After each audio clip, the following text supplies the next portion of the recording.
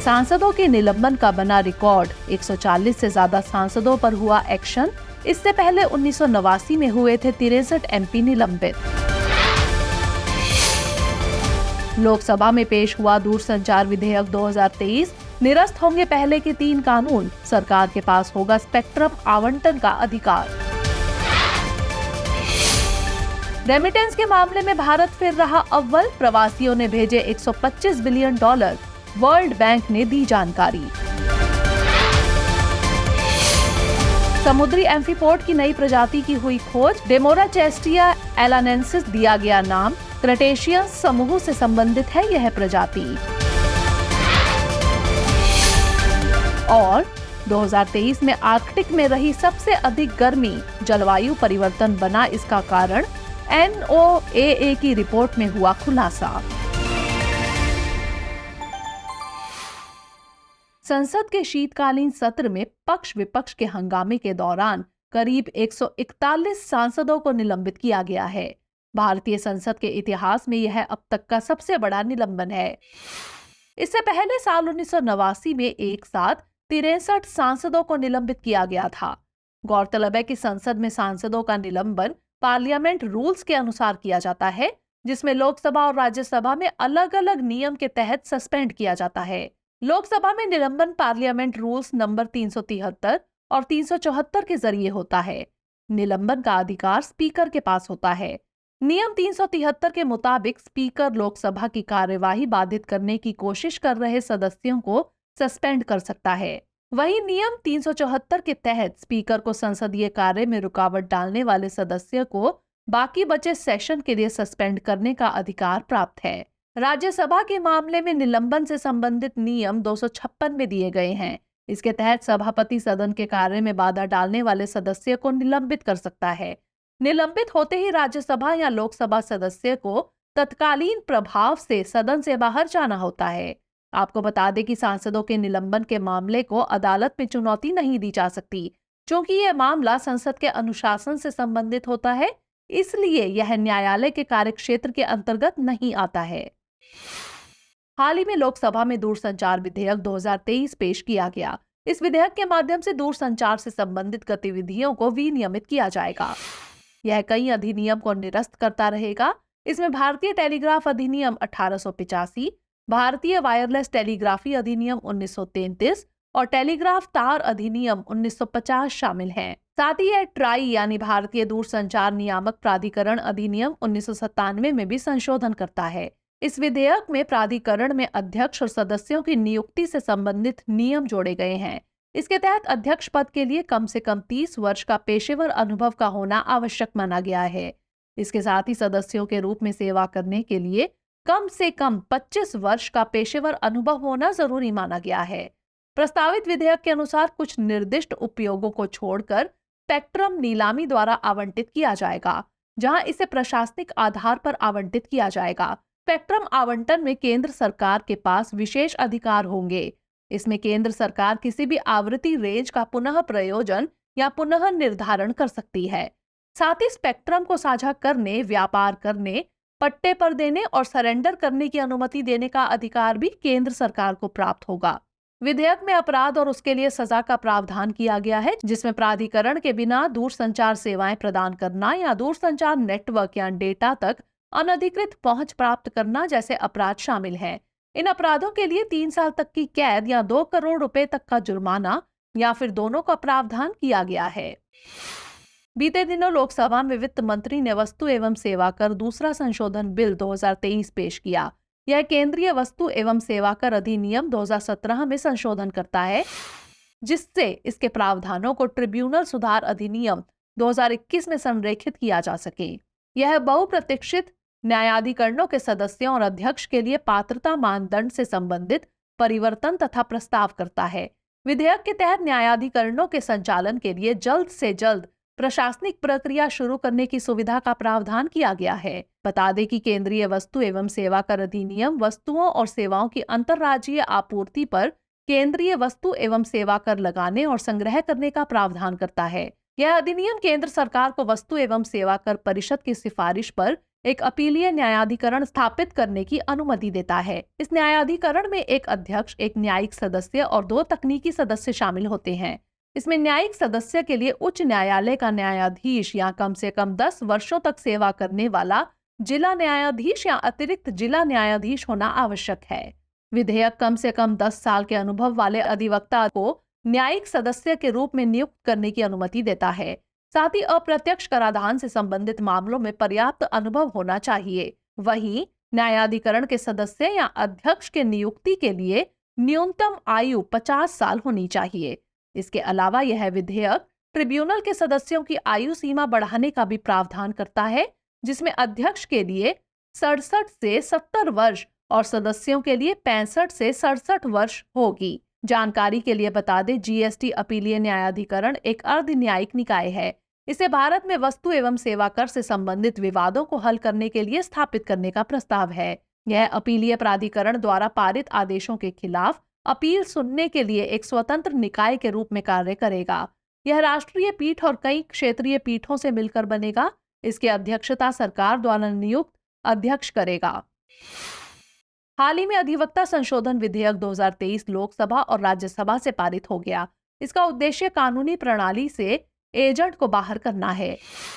यह विधेयक कानूनी व्यवसायी अधिनियम 1879 को निरस्त करता है। साथ ही अधिवक्ता अधिनियम 1961 में संशोधन करता है। पारित हुए बिल के अनुसार प्रत्येक उच्च न्यायालय, जिला न्यायाधीश, सत्र न्यायाधीश, जिला मजिस्ट्रेट व राजस्व अधिकारी को एजेंट्स की सूची बनाकर उसे प्रकाशित करने का अधिकार होगा। साथ ही ये संदिग्ध व्यक्तियों के आचरण की जांच करने का आदेश भी दे सकते हैं। हालांकि किसी भी व्यक्ति को बिना सूचित किए एजेंट की श्रेणी में शामिल नहीं किया जाएगा। विधेयक में एजेंट्स की सूची में शामिल होने पर सजा का प्रावधान किया गया है। बिल के मुताबिक एजेंट के रूप में काम करने वाले व्यक्ति को 3 महीने तक की कैद, 500 रुपए तक का जुर्माना या दोनों से दंडित किया जाएगा। आपको बता दें कि अधिवक्ता अधिनियम 1961 में लीगल प्रैक्टिशनर से संबंधित नियम शामिल हैं, जिसके तहत बार काउंसिल और अखिल भारतीय बार का गठन किया गया था। हाल ही में केंद्रीय मंत्री पीयूष गोयल द्वारा लीड्स यानी logistics ease across different states 2023 report जारी की गई। इसमें उत्तर पूर्वी राज्यों असम, सिक्किम, त्रिपुरा को अचीवर्स के रूप में नामित किया गया। साथ ही केंद्र शासित प्रदेश चंडीगढ़, दिल्ली को भी यह सम्मान दिया गया। वहीं आंकड़ों के अनुसार केवल 5 राज्य निर्यात में 70% योगदान देते हैं। इसमें गुजरात, तमिलनाडु, कर्नाटक, महाराष्ट्र और तेलंगाना जैसे राज्य शामिल हैं। इस रिपोर्ट में राज्यों को कई श्रेणियों में बांटा गया है, जिसमें तटीय समूह, थल रुद्ध समूह, उत्तर पूर्व समूह और केंद्र शासित प्रदेश समूह शामिल हैं। इसमें तटीय समूह श्रेणी में आंध्र प्रदेश, गुजरात, कर्नाटक, तमिलनाडु ने शीर्ष स्थान पाया है। वहीं स्थल रुद्ध समूह श्रेणी में हरियाणा, पंजाब, तेलंगाना, उत्तर प्रदेश ने टॉप पोजीशन हासिल की है। आपको बता दें कि वाणिज्य और उद्योग मंत्रालय द्वारा लीड्स रिपोर्ट जारी की जाती है। यह रिपोर्ट राज्य तथा केंद्र शासित प्रदेश स्तर पर लॉजिस्टिक्स प्रदर्शन में सुधार के बारे में जानकारी प्रदान करती है। साल 2018 में वर्ल्ड बैंक के लॉजिस्टिक्स प्रदर्शन सूचकांक की तर्ज पर लीड्स की शुरुआत की गई थी। यह रिपोर्ट कई कारकों के आधार पर तैयार की जाती है। इसमें लॉजिस्टिक्स इंफ्रास्ट्रक्चर, लॉजिस्टिक्स सर्विसेज और लॉजिस्टिक्स ऑपरेटिंग और नियामक पर्यावरण शामिल हैं। हाल ही में वर्ल्ड बैंक ने LMICs यानी लो एंड मिडिल इनकम कंट्रीज से संबंधित सर्वे साझा किया है। इसके मुताबिक साल 2023 में निम्न और मध्यम आय वाले देशों में प्रेषण प्रवाह में 3.8% की वृद्धि दर्ज की गई है। वहीं रेमिटेंसेस प्राप्तकर्ता की सूची में भारत ने पहला स्थान हासिल किया है। सर्वे की माने तो भारत ने साल 2023 में लगभग $125 बिलियन का रेमिटेंसेस प्राप्त किया है। इस लिस्ट में भारत के बाद मैक्सिको, चीन, फिलीपींस और मिस्र शामिल हैं। वर्ल्ड बैंक के अनुसार साल 2023 में LMICs में प्रेषण प्रवाह करीब $669 बिलियन पहुंचने का अनुमान है। वहीं दक्षिण एशिया में रेमिटेंसेस फ्लो में 7.2% दर की बढ़ोतरी देखी गई है। इसके विपरीत मध्य पूर्व और उत्तरी अफ्रीका में प्रवाह में भारी गिरावट दर्ज की गई है। इसमें प्रमुख रूप से मिस्र में प्रवाह में लगभग 5.3% की गिरावट रिकॉर्ड की गई है। सर्वेक्षण के अनुसार 2024 में प्रेषण प्रवाह 3.1% की दर से बढ़ने का अनुमान लगाया गया है। इसके पीछे कमजोर वैश्विक आर्थिक गतिविधियों का हवाला दिया गया है। इसके अलावा अस्थिर तेल की कीमतें और मुद्रा विनिमय दरों को जिम्मेदार माना जा रहा है। बताते चले कि प्रेषण प्रवाह धन हस्तांतरण है जिससे प्रवासी अपने परिवारों और अपने गृह देशों में भेजते हैं। ये कई विकासशील देशों के लिए आय और विदेशी मुद्रा का महत्वपूर्ण स्रोत है। हाल ही में प्रधानमंत्री नरेंद्र मोदी ने दुनिया के सबसे बड़े ध्यान केंद्र सर्ववेद महामंदिर का उद्घाटन किया है। इसका उद्घाटन विहंगम योग संस्थान की 100वीं वर्षगांठ के अवसर पर किया गया। यह मंदिर उत्तर प्रदेश के वाराणसी के उमराह में बनाया गया है। गौरतलब है कि सर्ववेद महामंदिर दुनिया का सबसे बड़ा ध्यान केंद्र है, जहां करीब 20,000 लोग एक साथ बैठकर ध्यान कर सकते हैं। इस महामंदिर में प्राचीन दर्शन, आध्यात्मिक और आधुनिक वास्तुकला का एक मिश्रण है। इसका मकसद मानव जाति को अपनी आध्यात्मिक शिक्षा से रोशन करना और दुनिया को शांतिपूर्ण स्थिति में लाना है। इस महामंदिर का नाम सर्ववेद के नाम पर रखा गया, जो कि एक आध्यात्मिक साहित्य है। इसे सद्गुरु श्री सदाफल देव जी महाराज द्वारा लिखा गया है। इन्हें विहंगम योग के संस्थापक और एक शाश्वत योगी माना जाता है। यह महामंदिर सर्ववेद शिक्षाओं का प्रचार करता है। महामंदिर को 7 मंजिल की संरचना में संगमरमर से निर्मित किया गया है, जिसमें 125 कमल की पंखुड़ियों वाले गुंबदों के साथ डिजाइन किया गया है। इसमें जटिल नक्काशी का प्रयोग किया गया है, जिसमें महामंदिर की दीवारों के चारों ओर गुलाबी बलुआ पत्थर की सजावट है। वहीं परिसर में औषधीय जड़ी बूटियों वाला एक उत्कृष्ट उद्यान भी बनाया गया है। महामंदिर की दीवारों पर सर्ववेद के श्लोकों को उकेरा गया है। बता दें कि विहंगम योग और ध्यान की एक भारतीय पद्धति है। इसकी स्थापना 1924 में सद्गुरु सदाफल देव जी महाराज ने की थी। यह 2 शब्दों से बना है, विहाग जिसका अर्थ है पक्षी और योग का अर्थ है मिलना, जिसका प्रतीकात्मक अर्थ एक पक्षी का विचार है जो पृथ्वी छोड़ देता है और आकाश में स्वतंत्र उड़ान भरता है। इसका लक्ष्य हमारी आत्मा को भौतिक दुनिया से मुक्त कराना और प्राकृतिक रूप से वास्तविक सत्य की पहचान कराना है। इन दिनों दिल्ली स्थित army hospital bone marrow transplant को लेकर चर्चा का केंद्र बना हुआ है। इसकी वजह यह है कि भारत में पहली बार इम्यूनोडेफिशिएंसी डिसऑर्डर से पीड़ित बच्चों का सफलतापूर्वक ट्रांसप्लांट किया गया है। दरअसल इस आर्मी हॉस्पिटल में 7 साल के बच्चे का इलाज किया गया जो ARPC1B नामक बीमारी से पीड़ित था। गौरतलब है कि ARPC1B इम्यूनोडेफिशिएंसी का बेहद दुर्लभ रूप है। इसमें रोगी की प्रतिरक्षा प्रणाली गंभीर रूप से प्रभावित हो जाती है। इसके कारण रोगी को बार बार जीवन घातक संक्रमण और अन्य जटिलताओं का सामना करना पड़ता है। दुर्लभ प्राथमिक इम्यूनोडेफिशिएंसी के इलाज की दिशा में बोन मैरो ट्रांसप्लांटेशन एक नई किरण के तौर पर सामने आया है। इसे समय पर BMT के माध्यम से ठीक किया जा सकता है। वहीं BMT बोन मैरो ट्रांसप्लांटेशन की बात करें तो यह एक जटिल मेडिकल प्रक्रिया है। इस प्रक्रिया में क्षतिग्रस्त या नष्ट हुई स्टेम सेल को स्वस्थ बोन मैरो सेल से बदला जाता है। गौरतलब है कि बोन मैरो हड्डियों के बीच पाया जाने वाला एक पदार्थ है। इसमें स्टेम सेल मौजूद होते हैं। जब बोन मैरो ठीक तरह से काम करना बंद कर देता है, तब इसके ट्रांसप्लांटेशन की आवश्यकता होती है। हाल ही में ओडिशा में चिल्का झील में समुद्री एम्फीपोड की एक नई प्रजाति की खोज की गई है। इसे डेमोराचेस्टिया एलेनेंसिस नाम दिया गया है। यह प्रजाति झींगा जैसी क्रटेशिया है जो डेमोराचेस्टिया जीनस से संबंधित है। इस खोज में डेमोराचेस्टिया जीनस में वैश्विक प्रजातियों की संख्या 6 हो गई है। यह भारतीय तट पर पाए जाने वाले प्लेटोचेस्टिनाई सब फैमिली से संबंधित है। यह सफेद रंग का होता है। इसकी लंबाई 15 मिलीमीटर से कम होती है। इसमें 13 जोड़ी पैर पाए जाते हैं जो विभिन्न कार्य करने में सक्षम होते हैं। इसे ग्रंथोपॉड के प्रोपोर्ट्स के सामने के किनारे पर 2 से 3 बाल जैसी संरचना पाई जाती है, जो इसे अन्य समान प्रजातियों से पहचान कराती है। बता दें कि इसका नाम यूनिवर्सिटी कॉलेज कॉर्क, आयरलैंड के प्रोफेसर एलन मायर्स के नाम पर रखा गया है, जिन्होंने वैश्विक समुद्री एम्फीपोड के अध्ययन में महत्वपूर्ण योगदान दिया है। बता दें कि एम्फीपोड समुद्री पारिस्थितिकी तंत्र में पाए जाने वाले क्रेटेशियंस हैं। ये आमतौर पर समुद्री आवासों में पाए जाते हैं। इनमें वयस्क एम्फीपोड करीब 20 मिलीमीटर तक पाए जाते हैं। ये आमतौर पर एक सिर, 7 खंडों, एक पेड़ोन और 6 खंडों वाला प्लियोन इनका शरीर होता है। ये देखने में झींगे जैसे होते हैं, जिसके चलते इसको छोटा झींगा कहा जाता है। इनमें अधिकांश सक्रिय तैराक होते हैं। ये समुद्री खाद्य श्रृंखला में महत्वपूर्ण भूमिका निभाते हैं। ये कई समुद्री मछलियों, अकशेरुकी पेंगुइन, तटीय पक्षियों के लिए भोजन होते हैं। एम्फीपोड जलवायु परिवर्तन के प्रभाव तथा तटीय पारिस्थितिकी तंत्र के संकेतक के रूप में भी कार्य करते हैं।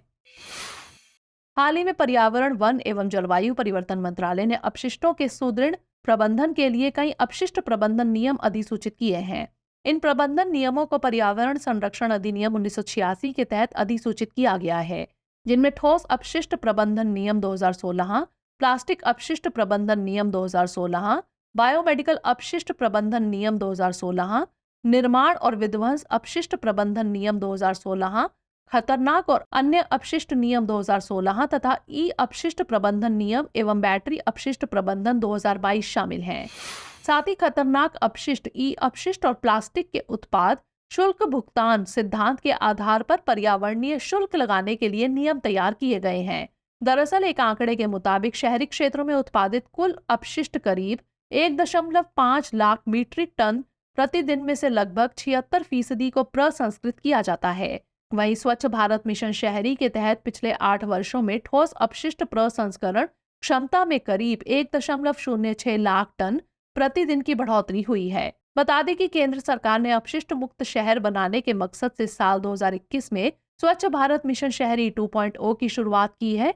इसे 5 वर्षों के लिए कार्यान्वित किया जा रहा है। इसमें सभी शहरी स्थानीय निकायों को कम से कम 3 स्टार निकाय बनाने का लक्ष्य निर्धारित है।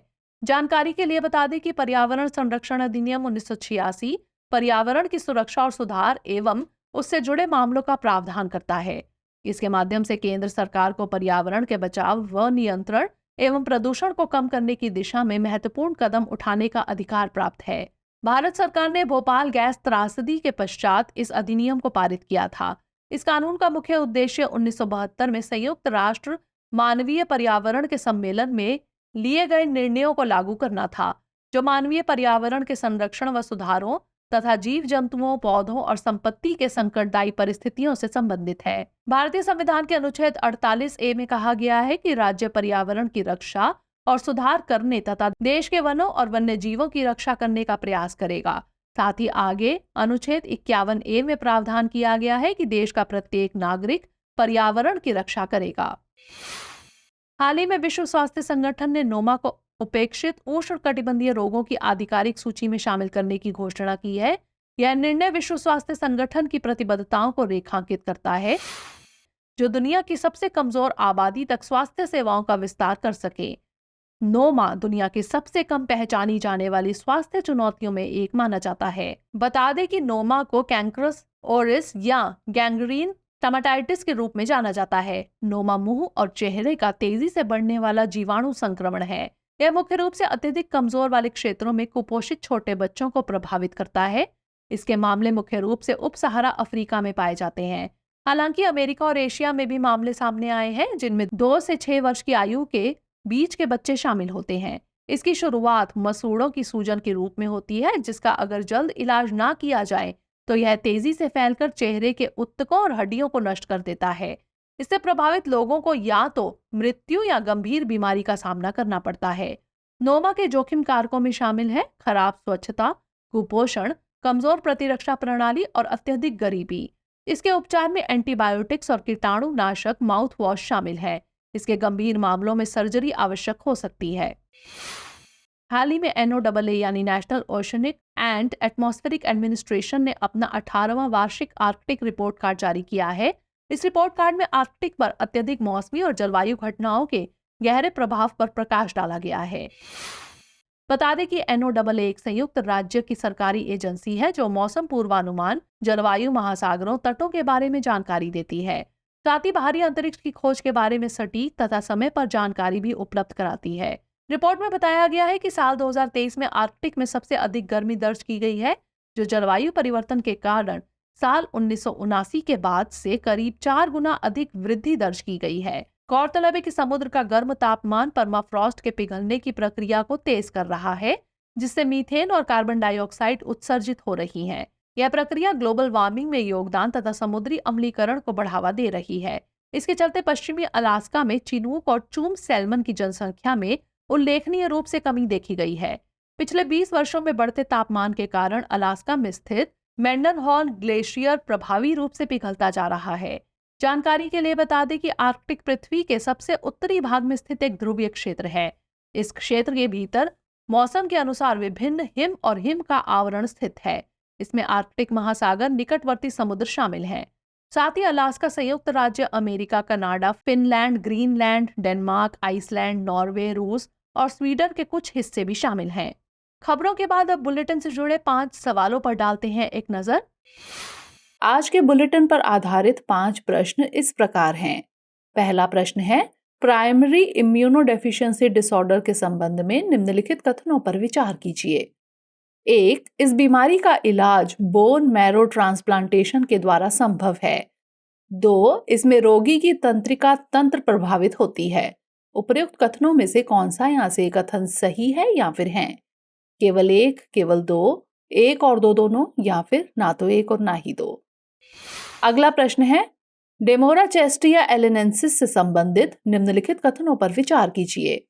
1. यह समुद्री एम्फीपोड की एक प्रजाति है। 2. यह डेमोराचेस्टिया जीनस से संबंधित है। 3. भारत में यह प्रजाति केवल पश्चिमी घाट में पाई जाती है। उपर्युक्त कथनों में से कितने कथन सही हैं? केवल एक, केवल दो, सभी तीन, या फिर कोई भी नहीं।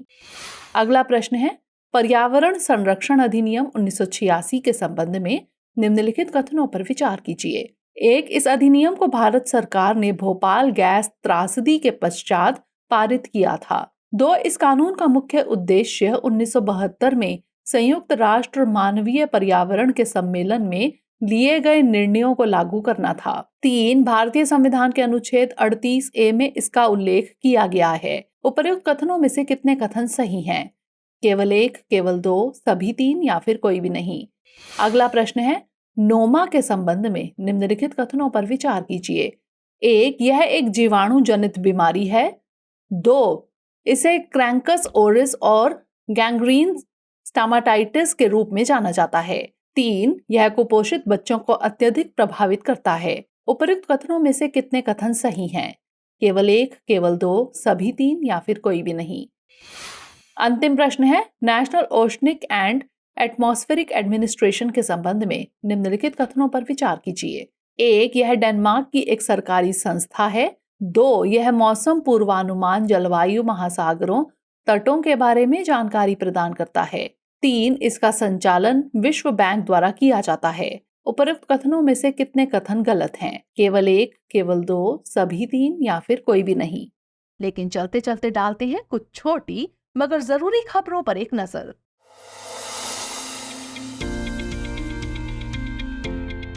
हाल ही में केरल के शेख हसन खान ने अंटार्कटिका की सबसे ऊंची चोटी माउंट विंसन को फतह किया है। उनके इस अभियान का उद्देश्य अंटार्कटिका में हो रहे जलवायु परिवर्तन के बारे में जागरूकता फैलाना है। इससे पहले शेख हसन खान माउंट विंसन के अलावा 4 अन्य सबसे ऊंची चोटियों को भी फतह कर चुके हैं। इसमें माउंट एवरेस्ट, उत्तरी अमेरिका का माउंट डेनाली तथा दक्षिण अफ्रीका का माउंट किलिमंजारो और यूरोप का माउंट एल्ब्रस शामिल हैं। बता दें कि माउंट विंसन का साल 1957 में अंतर्राष्ट्रीय भूभौतिकीय ईयर द्वारा पहली बार सर्वेक्षण किया गया था। इसका नाम अंटार्कटिक अनुसंधान अभियानों का नेतृत्व करने वाले अमेरिकी कांग्रेसी कार्ल विंसन के नाम पर रखा गया है। इस चोटी पर पहली बार साल 1966 में निकोलस क्लिंच के नेतृत्व में एक अभियान द्वारा चढ़ाई की गई थी। हाल ही में प्रधानमंत्री नरेंद्र मोदी ने सूरत डायमंड बोर्स का उद्घाटन किया है। इसका उद्घाटन प्रधानमंत्री ने अपनी गुजरात यात्रा के दौरान किया। खबरों की माने तो यह दुनिया का सबसे बड़ा कॉर्पोरेट कार्यालय केंद्र है। यह कच्चे और पॉलिश किए गए हीरों के अलावा आभूषणों का व्यापारिक केंद्र होगा। यह डायमंड बोर्स अंतर्राष्ट्रीय बैंकिंग, सुरक्षित वॉल्ट, आभूषण मॉल जैसी सुविधाओं से युक्त है। माना जा रहा है कि इसकी शुरुआत से करीब 1.5 लाख नई नौकरियों का सृजन हो सकता है। गौरतलब है कि सूरत डायमंड बोर्स अंतर्राष्ट्रीय हीरे तथा आभूषण कारोबार के लिए दुनिया का सबसे बड़ा एवं आधुनिक केंद्र है। यह करीब 6.7 मिलियन वर्ग फुट में बनाया गया है। बता दें कि सूरत हीरो के कटिंग और पॉलिश के लिए प्रसिद्ध है। वहीं बम्बई भारतीय हीरो के निर्यातकों के लिए एक प्रमुख व्यापारिक केंद्र रहा है। हाल ही में 29वें कोलकाता इंटरनेशनल फिल्म फेस्टिवल का समापन किया गया है। इस समापन समारोह का आयोजन रविंद्र सदन में किया गया। इसमें 39 देशों की 219 फिल्मों को प्रदर्शित किया गया है। साथ ही पुरस्कारों का वितरण भी किया गया। इन पुरस्कारों में सर्वश्रेष्ठ फिल्म का पुरस्कार रे स्टेडमोर द्वारा निर्देशित Israeli film children of nobody ने इनोवेशन मूविंग इमेजेस में जीता है। वहीं सर्वश्रेष्ठ निर्देशक का पुरस्कार कार्लोस डेनियल माल्वे को मिला है। जबकि अंजन दत्ता की चलचित्रों एखॉन को विशेष जूरी पुरस्कार मिला है। इसके अलावा निर्देशक जोड़ी में सर्वश्रेष्ठ फिल्म का पुरस्कार शर्मिष्ठा मैती और राजदीप पॉल को दिया गया है। हाल ही में हुए एक अध्ययन में मनुष्यों द्वारा याक को पालतू बनाने का पहला साक्ष्य मिला है। इस साक्ष्य की प्राप्ति चीन में तिब्बती शन्नान प्रांत के एक कस्बे बांगा से हुई है। यह अध्ययन बंगगा के भीतर पालतू याक तथा टॉरिन मवेशियों के सह अस्तित्व पर प्रकाश डालता है। यह 2500 साल पहले के पशुपालन एवं कृषि प्रणाली के परिष्कृत रूप को प्रदर्शित करता है। इसमें शोधकर्ताओं का मानना है कि टॉरिन मवेशी संभवतः सिल्क रूट के माध्यम से अनातोलिया से मध्य एवं पूर्वी तिब्बत पहुंचे थे। एशिया में अनुमानित 14 से 15 मिलियन घरेलू याक हैं। ये भारतीय हिमालयी सीमावर्ती राज्यों में पाए जाते हैं। हाल ही में डेनियल बेरनबोइम और अली अबू अवाद को संयुक्त रूप से इंदिरा गांधी पुरस्कार 2023 दिया गया है। यह पुरस्कार उन्हें इजराइल फिलिस्तीन संघर्ष के अहिंसक समाधान हेतु इजराइल तथा अरब देशों के युवाओं व लोगों को एक साथ लाने के प्रयासों के लिए दिया गया है। गौरतलब है कि बेरनबोइम अर्जेंटीना में जन्मे एक प्रतिष्ठित शास्त्रीय पियानो वादक हैं। वहीं अवाद एक प्रतिष्ठित फिलिस्तीनी शांति कार्यकर्ता है जो मध्य पूर्व में चल रहे संघर्ष के शांतिपूर्ण समाधान हेतु कार्य कर रहे हैं। बता दें कि यह पुरस्कार भारत की पूर्व प्रधानमंत्री इंदिरा गांधी के सम्मान में दिया जाता है। इस पुरस्कार को साल 1986 से हर साल इंदिरा गांधी मेमोरियल ट्रस्ट द्वारा दिया जाता है। यह पुरस्कार अंतर्राष्ट्रीय शांति, निरस्त्रीकरण और विकास के क्षेत्र में असाधारण योगदान के लिए दिया जाता है। इसमें एक प्रशस्ति पत्र के साथ 25 लाख रुपए का पुरस्कार प्रदान किया जाता है। हाल ही में एक सर्वे में पता चला है कि सुल्तानपुर राष्ट्रीय उद्यान में शीतकालीन प्रवासी पक्षियों की संख्या में करीब 20 से 30% की कमी देखी गई है। यह राष्ट्रीय उद्यान हरियाणा के गुरुग्राम जिले में स्थित है। इसे पहले सुल्तानपुर पक्षी अभयारण्य के नाम से जाना जाता था। इसमें मुख्यतः आर्द्र भूमियां शामिल हैं। यह प्रवासी पक्षियों के साथ साथ स्थानीय पक्षियों और जलीय पक्षियों के लिए प्रमुख निवास स्थान है। इसे साल 2021 में रामसर साइट के रूप में अधिसूचित किया गया था। यहाँ उष्णकटिबंधीय और शुष्क पर्णपाती प्रकार की वनस्पतियाँ पाई जाती हैं। इसमें मौसमी जलीय वनस्पति भी शामिल है। पार्क में कृत्रिम द्वीपों से युक्त खुले घास के मैदान भी हैं, जो जलीय पक्षियों के लिए एक महत्वपूर्ण शीतकालीन मैदान है। हाल ही में लैंसेट ग्लोबल हेल्थ में बाल विवाह के संदर्भ में एक अध्ययन प्रकाशित किया गया है। इसके मुताबिक भारत में 5 लड़कियों में से 1 और 6 लड़कों में से 1 की शादी बचपन में ही हो जाती है। इसके लिए राष्ट्रीय परिवार स्वास्थ्य सर्वेक्षण के 5 वर्षों का डेटा प्रयोग किया गया। इसमें पाया गया कि भारत में बाल विवाह में गिरावट आई है, लेकिन हाल के सालों में यह प्रथा कुछ राज्यों और केंद्र शासित प्रदेशों में अधिक प्रचलित है। अध्ययन में पाया गया कि बालिका विवाह की व्यापकता 1993 में 49% से घटकर 2021 में 22% हो गई, जबकि बालक बाल विवाह की व्यापकता 2006 में 7% से घटकर 2021 में 2% हो गई। हाल ही में प्रधानमंत्री नरेंद्र मोदी ने काशी तमिल संगमम 2023 का उद्घाटन किया। इसका आयोजन उत्तर प्रदेश के वाराणसी में किया जा रहा है। इस दौरान प्रधानमंत्री ने तिरुकुरल, मणिमेकलाई और अन्य क्लासिक तमिल साहित्य के बहुभाषा और ब्रेल अनुवाद का विमोचन किया। बता दें कि इस संगमम का उद्देश्य तमिलनाडु और काशी के बीच सदियों पुराने संबंधों का जश्न मनाना है। यह एक भारत श्रेष्ठ भारत के विचार को आगे बढ़ाने की एक पहल है। प्रधानमंत्री द्वारा दिए गए भाषण का वास्तविक समय में आर्टिफिशियल इंटेलिजेंस का उपयोग करके दर्शकों के लिए तमिल में अनुवाद किया गया। इसमें 2 महान मंदिर शहरों काशी और मदुरै का उदाहरण देते हुए प्रधानमंत्री ने कहा कि तमिल साहित्य वागई और गंगई यानी गंगा दोनों से संबंधित है। इस अवसर पर तमिलनाडु और काशी की संस्कृति को जानने की आवश्यकता पर भी जोर दिया गया। हाल ही में भारत में कोविड-19 के नए स्ट्रेन JN.1 का पता चला है। इसकी पहचान केरल के तिरुवनंतपुरम में की गई है। अभी तक इसके 21 मामले केरल, महाराष्ट्र और गोवा में दर्ज किए गए हैं। केंद्रीय मंत्रालय ने पैनिक न होने तथा सतर्क रहने का सुझाव दिया है। JN.1 स्ट्रेन को BA.2.86 का वंशज माना जा रहा है। इसे आमतौर पर पिरोला के नाम से जाना जाता है। बता दें कि इस नए स्ट्रेन की पहचान भारत के साथ साथ अमेरिका और चीन में भी की गई है। इसकी तीव्र संचरण क्षमता और हल्के लक्षणों के मामले ओमिक्रॉन के उप प्रकारों से मेल खाते हैं। हाल ही में विश्व बैंक ने बहुपक्षीय विकास बैंकों के सुधार कार्य योजना के लिए एक टास्क फोर्स का गठन किया है। गौरतलब है कि बहुपक्षीय विकास बैंक एक स्वतंत्र विशेषज्ञ समूह की रिपोर्ट है। यह रिपोर्ट बहुपक्षीय विकास बैंक की क्षमता का दोहन करने के लिए एक ट्रिपल एजेंडा की सिफारिश करती है। इसमें अत्यधिक गरीबी को खत्म करने, साझा समृद्धि और वैश्विक सार्वजनिक वस्तुओं में योगदान देना है। साथ ही 2030 तक स्थायी ऋण स्तर को 3 गुना करने और तीसरा वित्त पोषण तंत्र बनाने का सुझाव दिया गया है। बता दें कि विश्व बैंक की स्थापना 1944 में ब्रेटन वुड्स समझौते के तहत की गई थी। इसके 189 सदस्य देश हैं। भारत भी इसका एक सदस्य देश है। इसका मुख्यालय वॉशिंगटन डीसी में स्थित है।